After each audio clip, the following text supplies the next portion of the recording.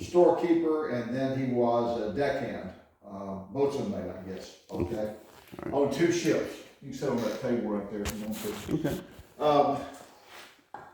He shipped out of New York originally and went to the Mediterranean on supply ships, and he was sunk right off the Rock of Gibraltar the very first time, and he was below deck whenever 2 torpedoes hit, and Oh Lord. well, the story gets better. He was very prepared, okay, for anything, and he strapped a long knife to his thigh, okay, and he stayed on his calf. Smart move.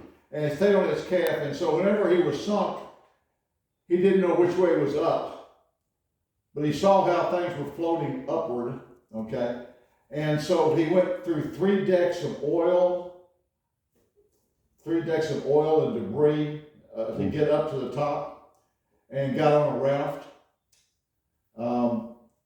And he was like 4 or 5 people in the raft, and they floated, I think less than a week, okay? But they were found, and they were taken to Italy by U.S. forces, okay? This was in 43, okay?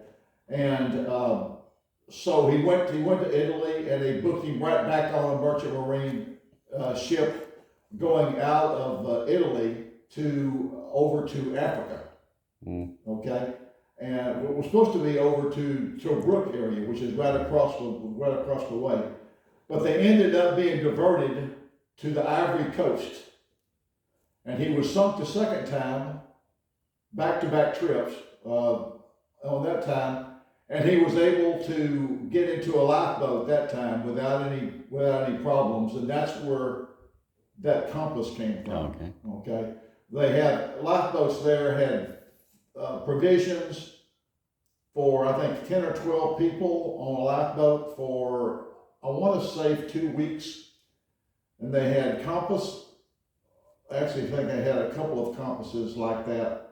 And then they had fishing gear and stuff like that so you could survive. And they had a sail and that type of thing. And he made it over to, I don't know what area of the Ivory Coast it was, but they made it over there. And then he trekked inland and found a town and hid in the town for a while. And then he went back to the coast because he heard people were out searching for the ship. So he waved people down off the coast, and they rescued him from there. And he came back to New York and never went overseas again.